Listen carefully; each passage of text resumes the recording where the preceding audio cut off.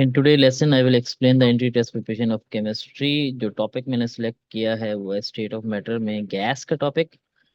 और ताकि आप लोग अपने एम कैट और जितने भी एंट्री टेस्ट हो सकते हैं उन सब की तैयारी कर सकते हैं। चलते हैं पहले क्वेश्चन की तरफ। When the pressure of gas is increase 3 times then its volume becomes. अच्छा, अब अगर हमें ये चीज़ क्लियर हो कि ये कौन सा लॉ है गैस का जिसमें टेम्परेचर कांस्टेंट होता है और जबकि रिलेशन जो है वो प्रेशर और वॉल्यूम के दरमियान। तो अगर हमें याद आए तो ये बॉयल्स लॉ है। जिस बॉयल्स लॉ ये कहता है कि volume of a gas is inversely proportional to the pressure. ठीक है, प्रेशर और वॉल्यूम के दरमियान इनवर्स रिलेशन होता है जब when the temperature kept constant. और ऑलरेडी हमें बता दिया गया है। अब हमें क्या कैलकुलेट करने वो कह रहा है। वो ये कह रहा है कि when the pressure of a gas is increase 3 times, मतलब अगर मैं प्रेशर की वैल्यू को डायरेक्ट यहाँ पर प्रेशर की वैल्यू को 3 times कर देता हूँ देन इट्स वॉल्यूम बिकम्स। तो फिर उसका वॉल्यूम क्या हो जाएगा? तो अगर आप देखें वॉल्यूम उसका 3 times कम हो जाएगा। ठीक है, तो इस रिस्पेक्ट से हमारा जो ऑप्शन है वो ऑप्शन सी करेक्ट होगा। क्योंकि इसमें हम वॉल्यूम से डिवाइड कर रहे हैं, वॉल्यूम हमारा 3 times कम हो जाएगा क्योंकि इसके दरमियान इनवर्स रिलेशन है। एक वैल्यू अगर हम बढ़ाते हैं तो दूसरी वैल्यू को बहुत कम हो जाएगी। नेक्स्ट क्वेश्चन है, under what condition the density of an ideal gas will be maximum at. अच्छा, अब यहाँ पर जबकि हमें डेंसिटी की बात हो रही है तो इसको डायरेक्टली हम पहले हम एक काम करते हैं कि डेंसिटी का फॉर्मूला ड्राइव कर लेते हैं जनरल गैस इक्वेशन या आइडियल गैस इक्वेशन से। आइडियल गैस इक्वेशन कहती है PV is equal to n R T. और फिर हमारा ये एन जो कि नंबर ऑफ मोल्स है ये चेंज हो जाता है मास अपॉन मोलर मास में।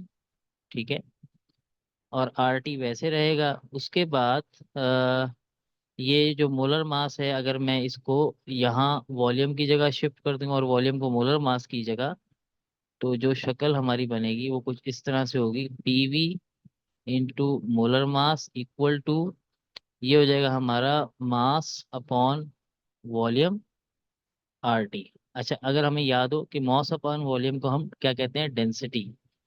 तो इस तरीके से हमारे पास ये हो जाएगा, इसको मैं यहाँ लिख सकता हूँ P M R equal to density. ये डेंसिटी का सिंबल है जो कि ग्रीक लेटर्स में आता है।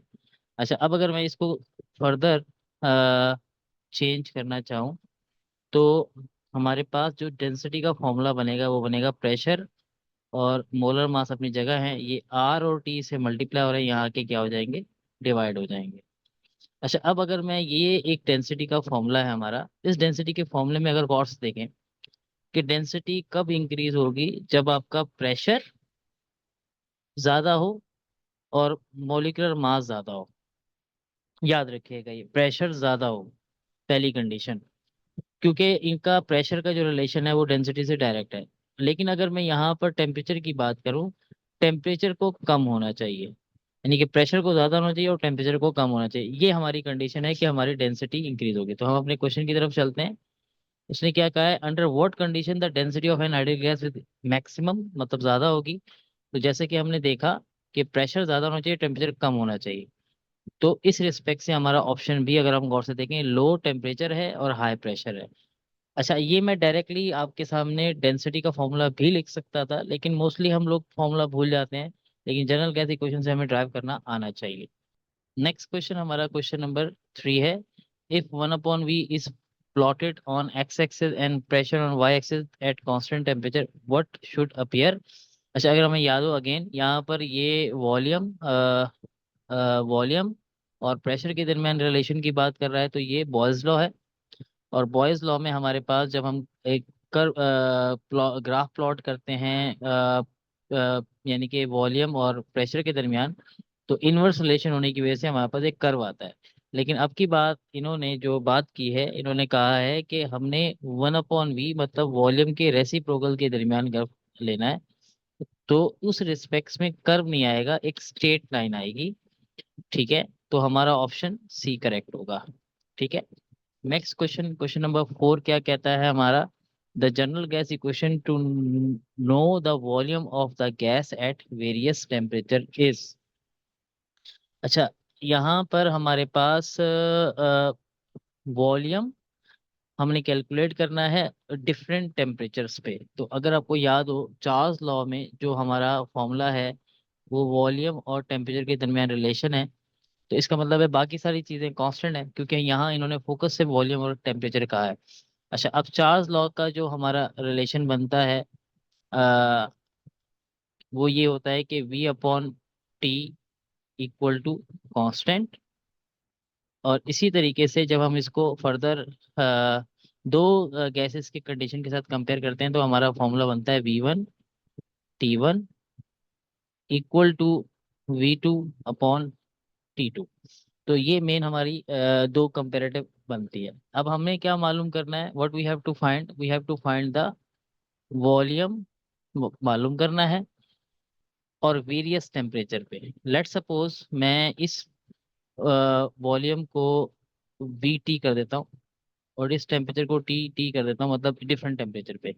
और ये वॉल्यूम मेरा ओरिजिनल वॉल्यूम है या ये टेम्परेचर मेरा ओरिजिनल टेम्परेचर है। ठीक है, तो इस रिस्पेक्ट से तो मेरा जो वॉल्यूम का फॉर्मूला बनेगा वी टी का फॉर्मूला, एक मिनट, हाँ, वी टी का जो फॉर्मूला बनेगा, क्योंकि ये टी टी यहाँ मल्टीप्लाई डिवाइड होगा, वहाँ जाके मल्टीप्लाई होगा, तो वो बनेगा वी नॉट, यानी कि जो स्टैंडर्ड कंडीशन का वॉल्यूम है डिवाइड बाय टी, जो भी स्टैंडर्ड कंडीशन का टेम्परेचर है, और जाके इससे जो डिफरेंट टेम्परेचर है वो मल्टीप्लाई होगा, जिस पे मैं मालूम कर रहा हूँ। तो ये फॉर्मूला होगा। लेकिन हम जरा अगर ऑप्शंस में देखें, ऑप्शन में कोई भी ऑप्शन हमारा इस डायरेक्ट फॉर्मूले से मैच नहीं हो रहा। हाँ, ऑप्शन में जो चीज़ हमें क्लियरली कुछ नज़र आ रही है, क्योंकि यहाँ वी टी है, वी ओ है, वो है हमारा ऑप्शन सी। लेकिन हमारे ऑप्शन सी की ये फॉर्म कैसे बनेगी, बहुत आसान है। इन्होंने क्या किया हुआ है, इन्होंने टेम्परेचर को 273 में कन्वर्ट किया हुआ है। तो हम भी इस टेम्परेचर को 273 में कन्वर्ट करते हैं और सॉल्व करते हैं, हमारी ये इक्वेशन बन जाएगी सी वाली। वो भी मैं आपको एक्सप्लेन कर देता हूँ कैसे, बहुत आसान है। हम क्या करते हैं, ये वी टी वैसे रहने देते हैं, वॉल्यूम ये भी वैसे रहता है। अच्छा, अब मैं इसको इस तरह से करके पहले टेम्परेचर जो भी है इसमें भी 273 ऐड करूंगा। लेट सपोज ये कि भाई दोनों टेम्परेचर के स्केल में चेंज कर रहा हूँ, और जो ये चीज़ डिवाइड हो रही है, अच्छा, ये टेम्परेचर हमारा ऑलरेडी स्टैंडर्ड टेम्परेचर है, याद रखिएगा। तो स्टैंडर्ड टेम्परेचर होने की वजह से स्टैंडर्ड टेम्परेचर हमारा होता ही 273 है। तो ये डिवाइड बाय, यानी कि टी स्टैंडर्ड टेम्परेचर 273। अब मैं अगर इस रेसिप्रोकल को, जो कि ये डिवाइड हो रहा है, इसको जरा अगर एक्सपेंड खोलता हूँ इस ब्रैकेट को, या बल्कि ब्रैकेट के अंदर ही इसको खोलता हूँ, तो ये हो जाएगा T T upon 273 plus 273 upon 273। और जो चीज और फर्दर सिंप्लीफाई या एक्सपेंड होके कहना चाहिए यहाँ पर, ये बन जाती है +1। तो अब हमारा जो वेरियस टेम्परेचर पे जो वॉल्यूम का फॉर्मूला बन गया वो ये है कि अगर हमें एक टेम्परेचर सेल्सियस में दिया हुआ है, तो हम डायरेक्ट ये फॉर्मूला लगा सकते हैं कि कोई भी टेम्परेचर जो सेल्सियस में दिया हुआ है उसको डिवाइड करेंगे 273 में, उसको +1 करेंगे, फिर उसको मल्टीप्लाई करेंगे वॉल्यूम से। तो अब हमारी ये शक्ल जो है वो ऑप्शन सी से एग्जैक्टली मैच कर गई है। बस फर्क ये है कि ऑप्शन सी में इन्होंने 1+ किया हुआ है, मैंने यहाँ टी टी किया हुआ है, इससे फर्क नहीं पड़ता। तो इस रिस्पेक्ट से हमारा ऑप्शन सी करेक्ट है। अच्छा, नेक्स्ट क्वेश्चन नंबर 5 है। क्वेश्चन नंबर 5 पे जरा फोकस करते हैं। अ, एक मिनट, पहले मैं इसको इरेज कर दूं। ओके, नाउ क्वेश्चन नंबर 5 क्या कहता है, mono atomic substance can stored energy only in the form of. अच्छा, अब सवाल ये पैदा होता है कि मोनो एटॉमिक सब्सटेंस क्या होते हैं। मोनो एटॉमिक सब्सटेंस वो होते हैं जो सिर्फ एक सिंगल एटम की फॉर्म में एग्जिस्ट करते हैं, जो कि नोबल गैसेस। और तमाम की तमाम नोबल गैसेस, ऑब्वियसली जब मैं उनको नोबल गैसेस कह रहा हूँ तो वो गैसेस स्टेट में होंगे, और गैसेस स्टेट में जो मेन एनर्जी होती है वो ट्रांसलेशनल मोशन होती है। तो मोनो एटॉमिक एनर्जी मतलब जो सब्सटेंस होगा उसके अंदर जो एनर्जी जिस फॉर्म में हम स्टोर करेंगे वो ट्रांसलेशनल मोशन में करेंगे, यानी कि ऑप्शन ए हमारा करेक्ट ऑप्शन होगा क्वेश्चन नंबर 5 का।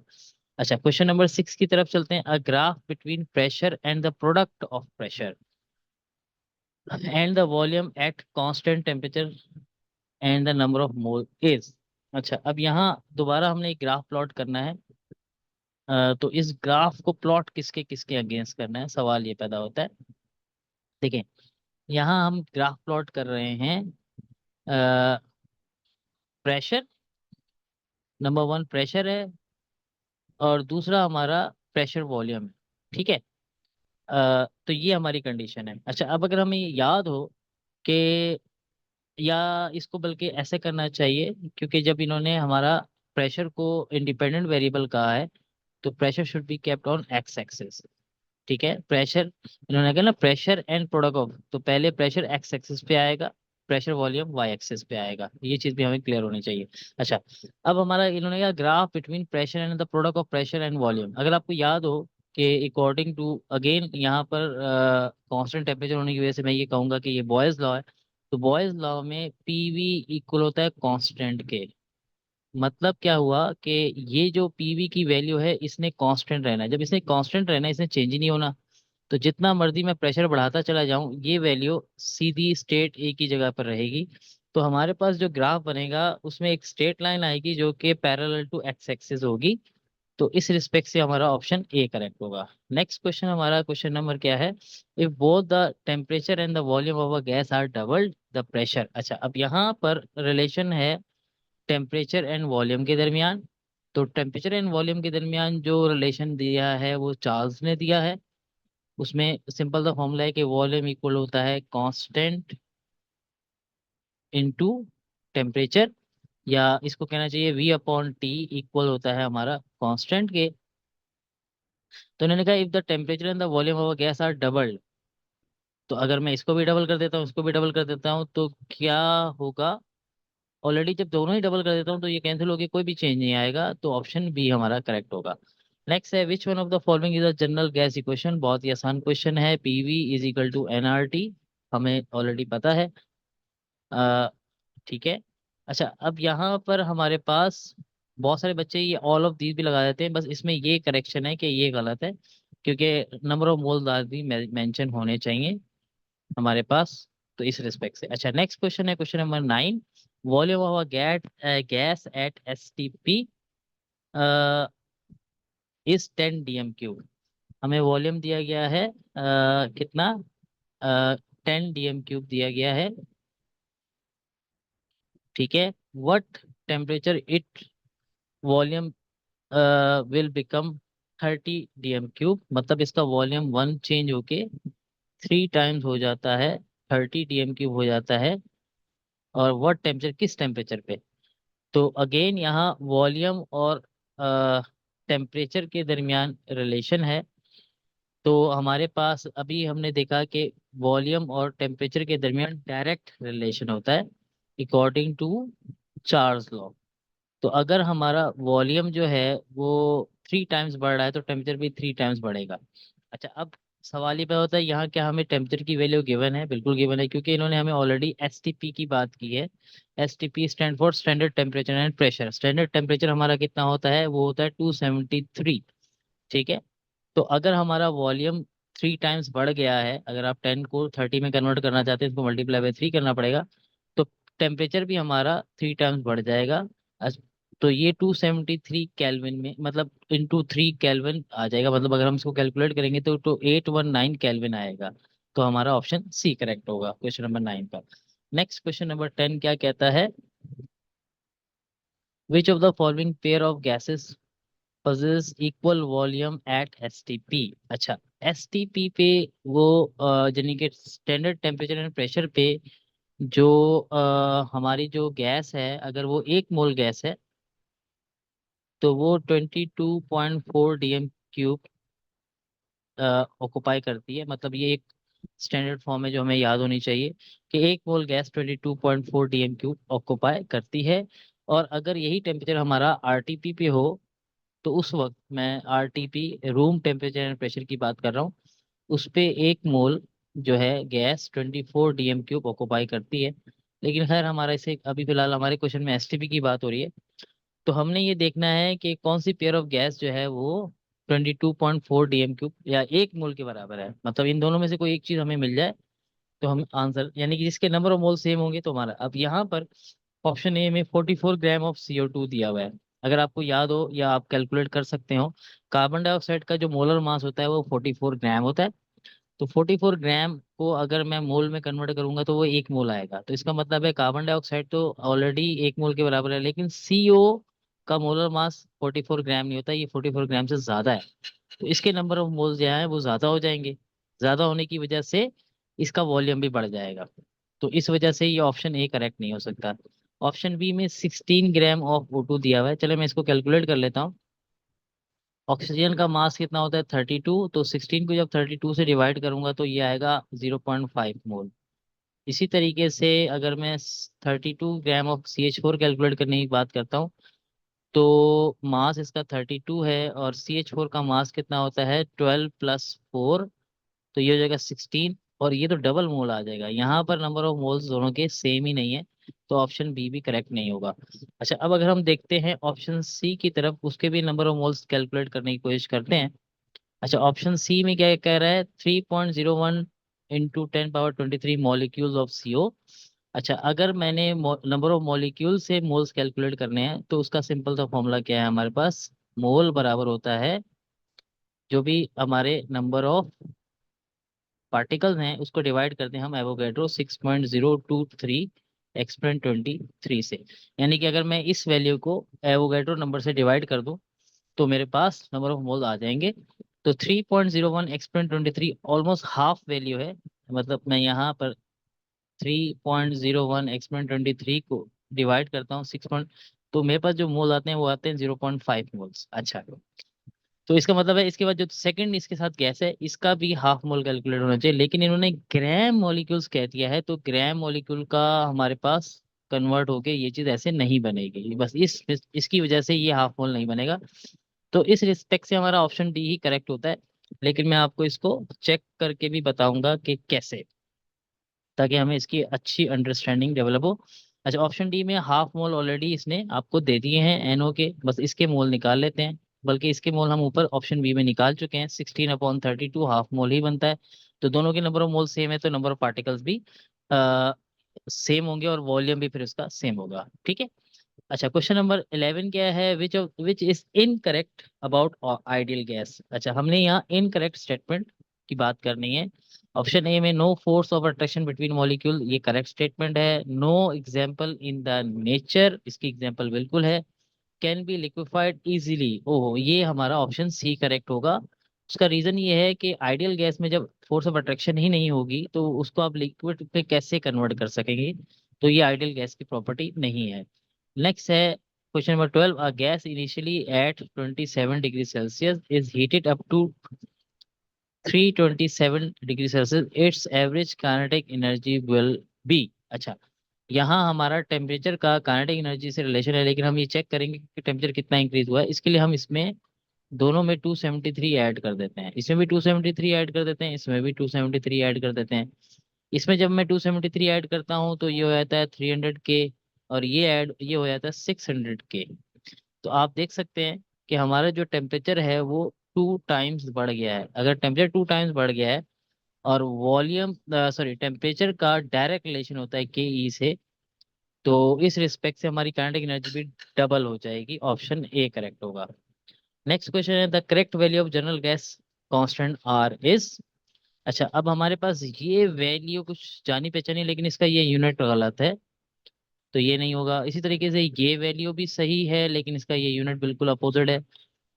और क्वेश्चन नंबर जो ऑप्शन 3C है, 62.4 टॉर, टॉर ATM के बराबर होता है, ये भी वैल्यू गलत है। लेकिन अगर हम ऑप्शन डी देखें, 8.314 एक्सपोनेंट 7 अर्क, देखिए हमारे पास जो ये वैल्यू होती है 8.314, ये होती है हमारी joule mole inverse kelvin inverse. ठीक है। तो एक जूल जो होता है, बेसिकली अगर हमें ये याद हो, एक जूल होता है एक्सपोनेंट 7 अर्क के।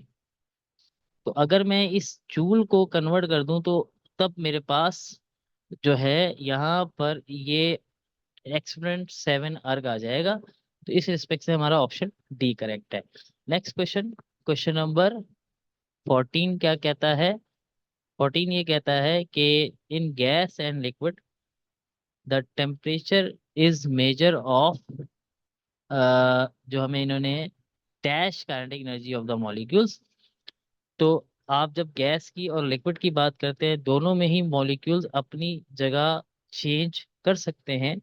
तो इसका मतलब यह है कि उनके अंदर जो है ट्रांजिशनल मोशन होगी। तो average transitional kinetic energy of the molecule से ही हम उसका टेम्परेचर मेजर करते हैं। नेक्स्ट क्वेश्चन नंबर 15 है, the molar volume of nitrogen gas is maximum eight.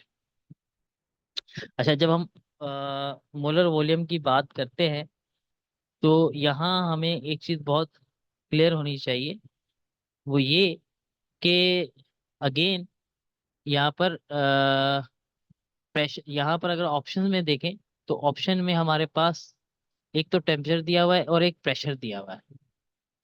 Temperature और प्रेशर मतलब वॉल्यूम का टेम्परेचर और प्रेशर से क्या रिलेशन है। तो अगर हम बॉयल्स लॉ और चार्ल्स लॉ के जब हम दोनों को कंबाइन करते हैं तो कुछ ये कंडीशन बढ़ती है, वॉल्यूम इज डायरेक्टली प्रोपोर्शन होता है टेम्परेचर के और इनवर्सली प्रोपोर्शन होता है प्रेशर के। इसका मतलब ये है कि अगर मैं मैक्सिमम वॉल्यूम चाहता हूँ तो टेम्परेचर मेरा हाई होना चाहिए, हाई टेम्परेचर होना चाहिए, ठीक है। तो इस वक्त सबसे ज्यादा टेम्परेचर मुझे यहाँ ये नजर आ रहा है, ठीक है। लेकिन मेरा प्रेशर कम होना चाहिए क्योंकि ये इनवर्स रिलेशन है। तो अगर आप देखें यहाँ पर ये 1 ATM ही सबसे कम है। आ, वैसे इन यानी कि ऑप्शन बी और डी तो बिल्कुल नहीं हो सकते क्योंकि इसमें 2 DM दी किया हुआ है इस रिस्पेक्ट से। तो हमारा ऑप्शन सी करेक्ट होगा। अच्छा, क्वेश्चन नंबर 16 है, 8 gram of methane and 2 gram of hydrogen are mixed and kept at 760 mm pressure at 273 kelvin, the total volume occupied by the mixture will be. अच्छा, अब यहाँ पर ये जो हमारा प्रेशर है ये स्टैंडर्ड प्रेशर है और ये स्टैंडर्ड टेम्परेचर है, मतलब हमारी बात हो रही है STP पे, ठीक है। तो STP पे अगर 1 मोल गैस है, हम ऑलरेडी ये बात कर चुके हैं, तो वो 22.4 DM³ ऑक्युपाई करेगी। अच्छा, अब हम देखेंगे कि कितने मोल गैस है हमें दिया गया है 8 ग्राम ऑफ मीथेन। तो इसका मतलब ये है कि मीथेन के मोल्स नहीं दिए गए हमें, हमें फिर क्या करना पड़ेगा, कैलकुलेट करना पड़ेगा। मीथेन का जो फॉर्मूला होता है वो CH4 होता है, इसका जो मोलर मास होता है वो 12 + 4 16 होता है। तो इसके जो मोल्स अगर मैं निकालूंगा वो हो जाएंगे 8/16, हाफ मोल हो जाएंगे। हाफ मोल होने का मतलब ये है कि इस वैल्यू का हाफ ये गैस ऑक्युपाई करेगी, वो हो जाएगा 11.2 DM³। अच्छा, अब हम बात करते हैं 2 gram of hydrogen. Already hydrogen gas का मोलर मास 2 ग्राम होता है, तो इसके जो बनेंगे वो 1 मोल बनेंगे। तो 1 मोल ऑक्युपाई करता है 22। तो इसके अंदर मतलब दूसरी गैस के 1 मोल है तो दूसरी गैस का प्रेशर होगा 22.4 DM³। तो अब मैं दोनों का टोटल प्रेशर टोटल यानी कि वॉल्यूम अगर मैं निकालना चाहूंगा तो कितना वो प्रेशर एग्जर्ट का वॉल्यूम होगा, वो होगा हमारा 33.6 DM³ क्योंकि दोनों नॉन रिएक्टिव गैसेस है, याद रखिएगा। तो दोनों के नंबर ऑफ मोल्स ऐड हो जाएंगे और हमारा जो वॉल्यूम बनेगा वो 33.6 DM³ बनेगा। अच्छा, नेक्स्ट क्वेश्चन नंबर 17 है, what is not true about gases. अच्छा, यहाँ आइडियल गैस की बात नहीं की गई, यहाँ जनरल बात की गई है। तो इस रिस्पेक्ट से हम देखते हैं दे आर हाईली कंप्रेसिबल, ठीक है। ये बात तो करेक्ट है लेकिन हमें नोट करना है they have only vibrational motion.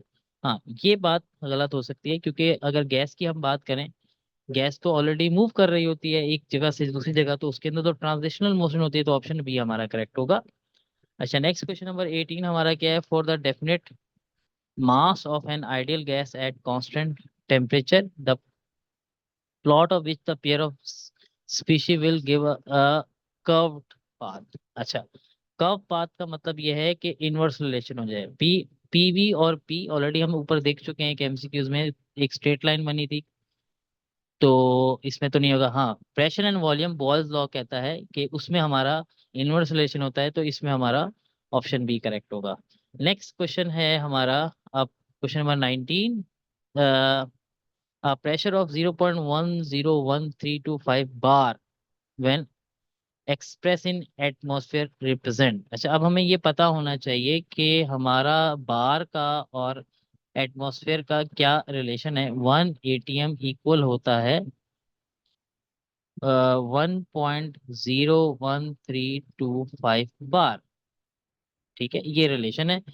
तो ऑब्वियसली अगर मैं इसको चेंज कर देता हूँ 0.101325, तो ये कितना होगा? इसको मैं अगर रेशो मेथड से कैलकुलेट करूंगा तो जो वैल्यू बनेगी वो 0.1 बनेगी। तो हमारा ऑप्शन सी करेक्ट होगा।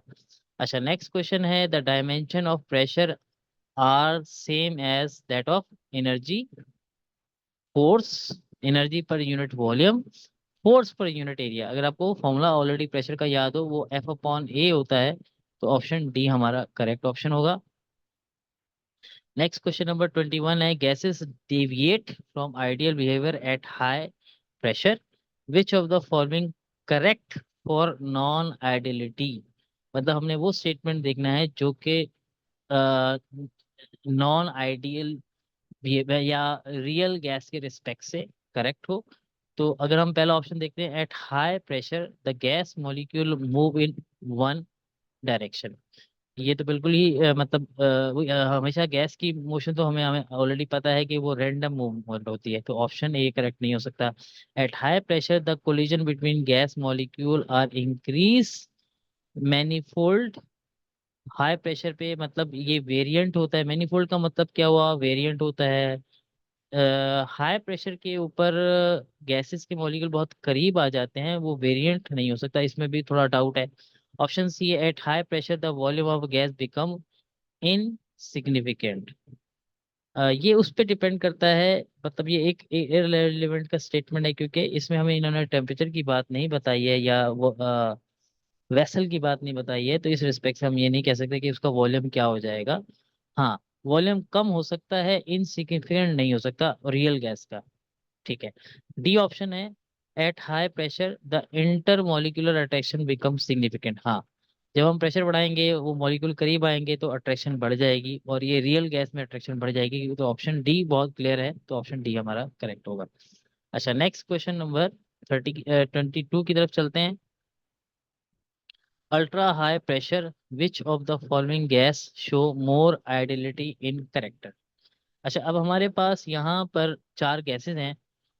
तो चार गैसेस में हमारे पास तीन गैसेस तो हमें इन्होंने जो दी हैं, इसमें से अच्छा ये ऑप्शन सी भी पोलर गैस है, डी भी पोलर है।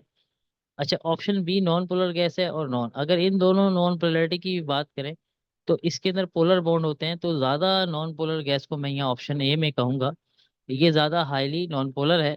और जो नॉन पोलर गैसेस होती हैं वो मोर आइडली बिहेव करती हैं। तो इस रिस्पेक्ट से हमारा ऑप्शन ए करेक्ट होगा।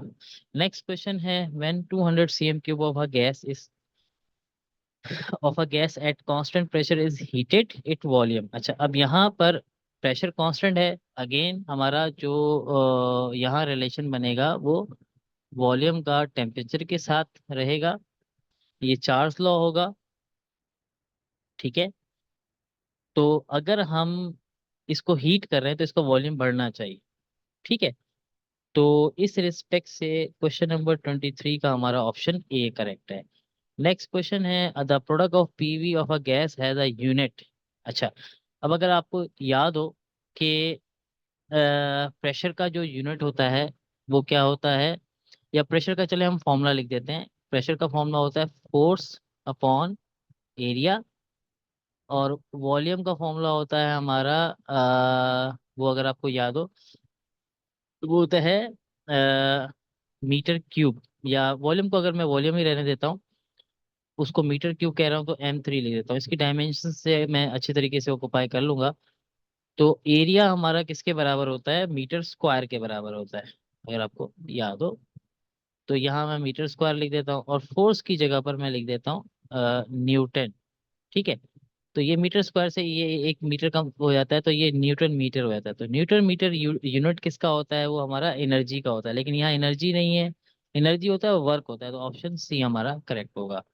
अच्छा, नेक्स्ट हमारे पास है question number 25, under what condition of temperature and pressure will a real gas behave most likely N ideal gas. एक ये स्टैंडर्ड सी बात है कि वो कौन सा कंडीशन होती है कि जब हमारी तमाम रियल गैसेस या मोस्टली तो गैसेस जो है वो आइडियली बिहेव करती हैं। उसका सिंपल सा आंसर हमारा ये है कि हमारा टेम्परेचर जो है वो हाई होना चाहिए और प्रेशर लो होना चाहिए। तो हमारा ये एक, या तो आपको याद हो, लेकिन इसकी लॉजिक भी मैं आपको एक्सप्लेन कर देता हूँ कि हाई टेम्परेचर पे काइनेटिक एनर्जी मॉलिक्यूल्स की बहुत हाई हो जाती है, जिसकी वजह से वो एक मॉलिक्यूल दूसरे मॉलिक्यूल को के दरमियान अट्रैक्टिव फोर्सेस जो है वो इनसफिशिएंट हो जाती हैं। और यही हमारा main non ideal ideal gas का बिहेवियर है कि एक मॉलिक्यूल दूसरे मॉलिक्यूल अट्रैक्ट या रिपेल ना करे। इस तरह लो प्रेशर होने की वजह से भी जब आपका प्रेशर नहीं होगा तो वो इजीली एक्सपेंड हो सकेंगी, एक दूसरे से दूर दूर हो जाएंगी, और जितना दूर होंगी तो उनकी अट्रैक्टिव फोर्सेस उतना वीक होती चली जाएंगी। तो इस वजह से high temperature and low pressure हमारा एक आइडियल कंडीशन है किसी भी गैस को आइडियल गैस के तौर पे बिहेव करने के लिए। नेक्स्ट क्वेश्चन है, absolute temperature of a gas is directly proportion. बहुत सिंपल सा है, वो हमारा है क्योंकि हम गैस की बात कर रहे हैं तो गैस के रिस्पेक्ट से हमारा ट्रांसलेशनल काइनेटिक एनर्जी है। क्वेश्चन नंबर 27 है, N ideal gas can't be liquefied because, मतलब हम आइडियल गैस को लिक्विफाई नहीं कर सकते। उसका रीजन यही है कि गैस को अगर मैं कंपेयर करता हूँ लिक्विड से, तो लिक्विड के अंदर अट्रैक्टिव फोर्सेस होती हैं, और हम ऑलरेडी ये एज्यूम कर चुके हैं कि आइडियल गैस के अंदर कोई भी अट्रैक्टिव फोर्स नहीं है। तो अगर आप ऑप्शन डी को गौर से देखें, forces between it molecules are negligible, मतलब आइडियल गैस में तो होते ही नहीं है, क्योंकि हम ऑलरेडी आइडियल गैस को सपोज ही इस सेंस में कर रहे हैं, तो ऑप्शन डी हमारा करेक्ट होगा। नेक्स्ट हमारे पास क्वेश्चन नंबर 28 क्या कहता है, the compressibility factor Z for an ideal gas is. अच्छा, वैसे तो ये इसका आंसर हमारा ऑप्शन डी है, एक नॉलेज बेस्ड क्वेश्चन है, लेकिन थोड़ा मैं इसको आपको इस तरह से एक्सप्लेन करूंगा कि जी हम कैलकुलेट कैसे करते हैं। हम लेते हैं volume of ideal gas divide by volume of real gas. अच्छा, अब हम ऑलरेडी ये कहते हैं कि जब एक रियल गैस आइडियली बिहेव करे, मतलब दोनों सेम हो जाए, तो जब एक फॉर्मूले के हिसाब से ऊपर की वैल्यू लेट सपोज 10 है और नीचे की वैल्यू सेम है, तो आंसर क्या आना चाहिए, 1 आना चाहिए। तो इस वजह से हमारा जो कंप्रेसिबिलिटी फैक्टर जी है वो 1 के बराबर होता है। नेक्स्ट है question number 29, in dm cube atm mole inverse kelvin inverse the numerical value of general gas R is. अच्छा, ये भी ऑलरेडी हमारा नॉलेज बेस्ड क्वेश्चन है, लेकिन हमें जरा केयरफुल होके जरा इसके यूनिट्स देखते हैं। इस यूनिट्स के रिस्पेक्ट से हमारा ऑप्शन सी करेक्ट है। क्वेश्चन नंबर 30 है, in a close flask of 1 dm cube 2 gram of hydrogen gas is heated from 27 to 327। अच्छा, अगेन यहाँ पर 2 ग्राम गैस की बात हो रही है, तो हाइड्रोजन गैस का मतलब 1 मोल गैस की बात हो रही है, ठीक है, और हम इसका टेम्परेचर इंक्रीज कर रहे हैं, ठीक है। Which of the following is incorrect. अच्छा, याद रखिएगा यहाँ एक और कंडीशन बताई गई है कि क्लोज फ्लास्क है, और हमने इनकरेक्ट स्टेटमेंट देखना है। तो अगर आप और से देखें, यहाँ पर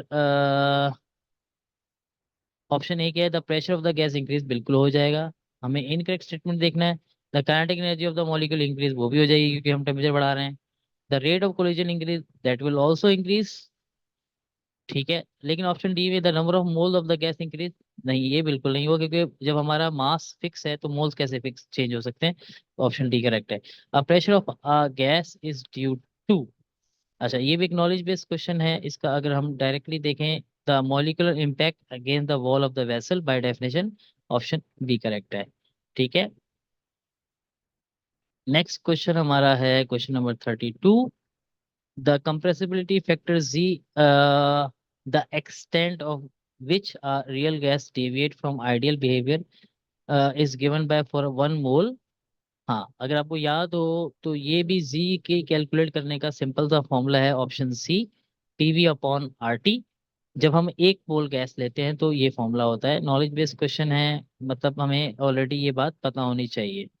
नेक्स्ट क्वेश्चन नंबर 33 है, which of the following gases has lowest root mean square velocity at 25 degree Celsius. अच्छा, root mean square velocity calculate करने का हमारा एक सिंपल सा फॉर्मूला है, वो मैं लिख देता हूँ आपके सामने। वो क्या होता है, √3 RT अपॉन M। mr जिसको आना चाहिए। अच्छा, अगर आप और से देखें यहाँ वेलोसिटी का square root of molar mass से इनवर्स रिलेशन है, मतलब अगर हम मोलर मास की वैल्यू ज्यादा होगी तो वेलोसिटी कम होगी। तो यहाँ 4 केसेस दी गई हैं, ऑब्वियसली जिसका मोलर मास सबसे ज्यादा होगा उसकी सबसे कम होगी। तो ऑप्शन डी में क्लोरीन गैस है जिसका मोलर मास सबसे हाई, अगर आप कैलकुलेट करेंगे तो सबसे हाई आएगा। मतलब अराउंड 71 आएगा, आप बाकी चेक कर सकते हैं। बाकी सबका मतलब इसमें जो SO2 है इसका 32 + 32, मतलब ये भी मैक्सिमम 64 बनता है। तो ऑप्शन डी इसलिए हमारा करेक्ट है। नेक्स्ट है, value of ideal gas constant R does not depend upon. अच्छा, तो इसके लिए हम जरा पहले आर का फॉर्मूला लिख देते हैं ताकि हमें थोड़ा क्लियर हो जाए ये बात। आर का फॉर्मूला सिंपल सा ये है, PV/NT। अगर आपको याद हो, हम आर जब कैलकुलेट करते हैं उसमें हम कभी भी नंबर ऑफ मोल्स और टेम्परेचर को चेंज नहीं करते। तो इन दोनों पे डिपेंड नहीं करेगी। तो हमारा जिस जगह पर देखते हैं, यूनिट ऑफ प्रेशर पे बिल्कुल डिपेंड करता है, वॉल्यूम पे भी करता है, इन दोनों पे करता है। यूनिट ऑफ टेम्परेचर, हाँ हमारा ऑप्शन सी सही हो सकता है क्योंकि ये हमारा केल्विन में ही रहता है। अच्छा, नेक्स्ट है हमारा, a is the called coefficient of attraction in a van der Waals equation for the real gas. Unit of a is, अगर हमें ये यहाँ पर इसका फॉर्मूला याद हो जो हमने कैलकुलेट किया था, रियल वो ये कुछ इस तरह से था कि जो भी प्रेशर है वो A × n² अपॉन V² के बराबर होता है। फर्दर इसको अगर मैं ए का फॉर्मूला ड्राइव करूं तो ये हो जाएगा pressure into volume square divide by n²। अब अगर मैं इनके वैल्यूज पुट कर देता हूँ, प्रेशर का क्या होगा हमारा, newton upon metre square, multiply by volume का स्क्वायर है, चलो मैं पुट कर देता हूँ m³ अपॉन स्क्वायर, ठीक है, डिवाइड बाय n, हमारे नंबर ऑफ मोल्स हैं तो मोल का स्क्वायर हो जाएगा। अब अगर इसको सिंप्लीफाई करता हूँ तो ये हमारा हो जाता है newton upon metre square into m⁻6 हो जाएगा। ये कैंसिल होके m⁻4 रह जाएगी, नीचे हमारा मोल स्क्वायर है। फर्दर अगर आप देखें तो जो हमारा फॉर्मूला ड्राइव होता है वो होता है न्यूटन मल्टीप्लाई बाय m⁻4 है। और अगर मैं मोल स्क्वायर को ऊपर ले आता हूँ तो ये मोल -2 ऊपर आ जाएगा। तो इस रिस्पेक्ट से जो हमारा ऑप्शन बनता है वो ऑप्शन सी बनता है। क्वेश्चन नंबर 36 क्या कहता है, what will be the new volume if temperature and pressure both are reduced to half। ठीक है, तो अगर हमें ये याद हो, यहाँ अगेन हम बात कर रहे हैं वॉल्यूम और टेम्परेचर जिसके दरमियान इन्वर्स होता है, तो कुछ फॉर्मूला V/T बनता है। अगर मैं दोनों को ही हाफ कर रहा हूँ तो इसका मतलब ये है कि ये कैंसिल होके कोई चेंज नहीं होगा, ऑप्शन ए करेक्ट है। अच्छा, क्वेश्चन नंबर 37 है, very small value of wonder wall constant in his equation for the particular gas shows that. मतलब अगर हमारे पास कांस्टेंट की वैल्यू बहुत ही कम है तो इस रिस्पेक्ट से हमारे पास क्या कंडीशन बनेगी। इसका मतलब ही यही है, जब इन कांस्टेंट की तो बाय डेफिनेशन जो लीस्ट अट्रैक्टिव फोर्सेस हैं, मतलब वो आइडियल बिहेव कर रही है, प्रेजेंट है among the molecule of the gas. इसका मतलब ये है, अगर हमारा साइज बड़ा है तो ये नहीं हो सकता, गैस पोलर होगी तो भी वो आइडियली बिहेव नहीं कर सकती, और नॉन आइडियल तो हो ही नहीं सकता, इसलिए ऑप्शन सी करेक्ट है। अच्छा, नेक्स्ट क्वेश्चन हमारा 38, अगेन एक नॉलेज बेस्ड क्वेश्चन है। जब हम वंडर वॉल क्वेश्चन ड्राइव कर रहे होते हैं, excluded volume is 4 times the actual volume of a gas molecule, ये ऑलरेडी 4 टाइम्स होता है। नेक्स्ट क्वेश्चन 39 है, the constant A in wonder Waals equation is maximum for. अच्छा, अगर आपको ये बात क्लियर हो कि यहाँ पर भी पोलैरिटी का बहुत जिसकी जो यानी कि पोलर वैल्यू जिसकी ज्यादा होती है, ए की वैल्यू भी उसकी ज्यादा होती है, तो इन सब में जो सबसे ज्यादा पोलर वैल्यू है या पोलर गैस है वो है अमोनिया। इसमें ऑलरेडी हाइड्रोजन बॉन्डिंग होती है, लेकिन फिलहाल अगर हम वैसे भी देखें तो हमें सबसे ज्यादा पोलर यही नजर आ रही है, ऑप्शन डी करेक्ट है। और लास्ट क्वेश्चन हमारा है आज के इस लेसन का, the average kinetic energy of the gas molecule is. अच्छा, काइनेटिक एनर्जी का हमारा किससे रिलेशन होता है, अगर आपको याद हो, kinetic energy is directly proportion to absolute temperature, तो इस रिस्पेक्ट से हमारा ऑप्शन बी करेक्ट है। ठीक है। होप आपको ये लेसन समझ में आया होगा और ये आपके लिए हेल्पफुल साबित होगा। Thank you.